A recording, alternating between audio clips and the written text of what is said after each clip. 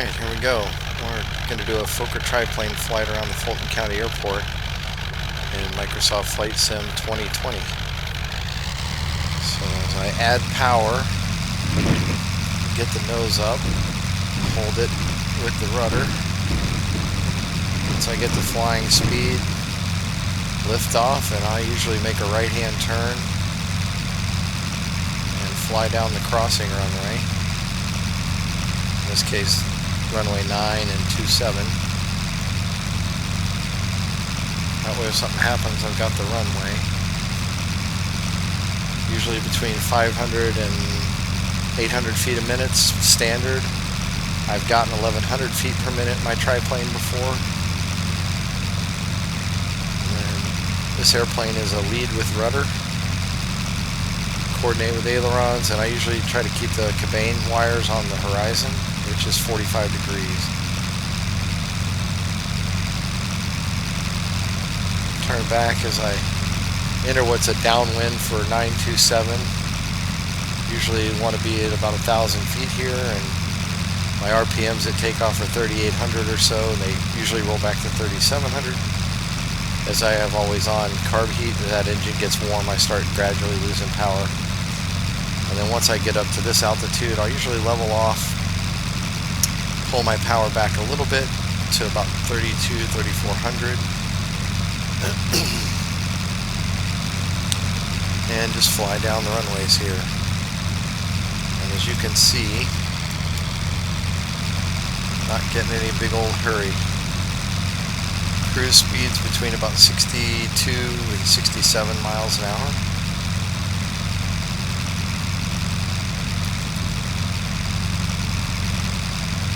Usually stay this side of the Fulton County Fairgrounds that are up here on the right.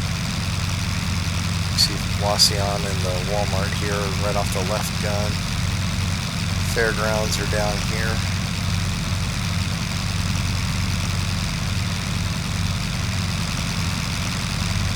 And you can see we're not moving very fast.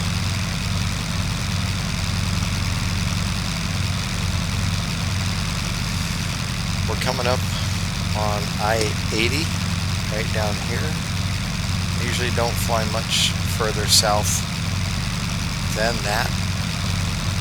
You see it off the left wing there. And you can see upward and down is not very good visibility. It's actually not even this good in my real airplane. But to the back, looks really good. I-80 there.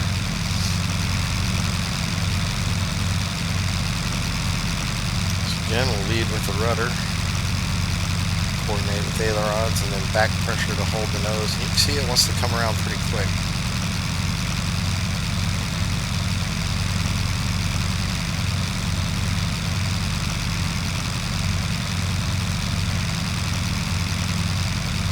Roll back out.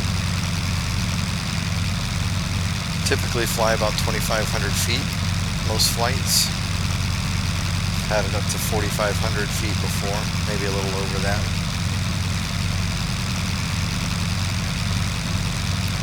That farmhouse is a good visual reference for the grass runway right below me. You want to be left of that farmhouse.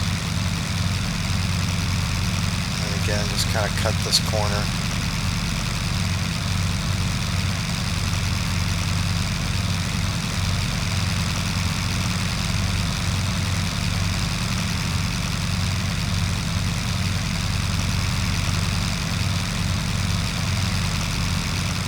Fly down 927 here.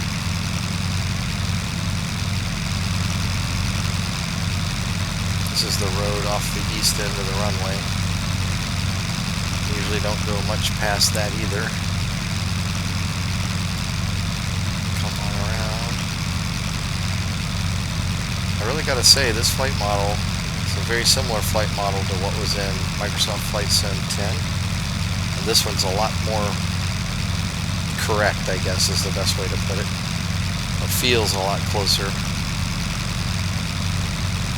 regarding responsiveness and everything else.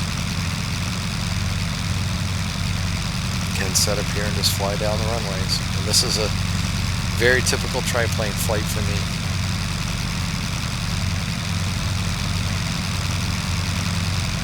Constantly correcting it. It never will just stay on pitch or roll or yaw.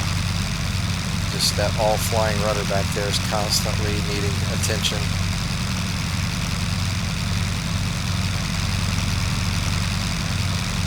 You can see you just can't let go of the controls.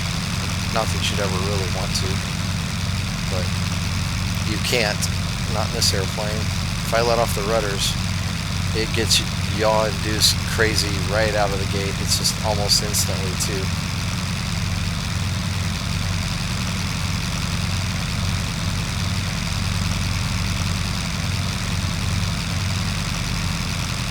It's funny, the beacon light's in the wrong place for our airport. It's kind of out in the field there. Now, typical landing technique may look like I'm high, but not in this airplane. It loses power and speed quickly. When you pull power off, it's like air brakes. So typically in an airplane you get 45 past your touchdown point, you start pulling power. I don't do that. I just start putting the nose down a little bit. I'll fly out here a little past the highway. I don't normally quite go this far, but sometimes I do. Set up for my turn in here for my landing.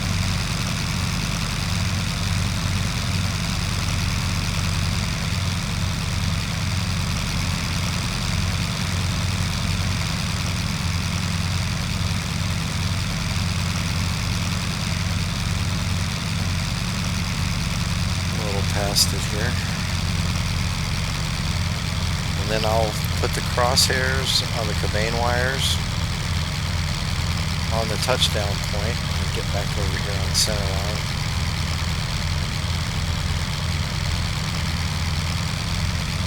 And then I'll just keep my angle, my glide slope as it were, with power. Maybe a little bit right here.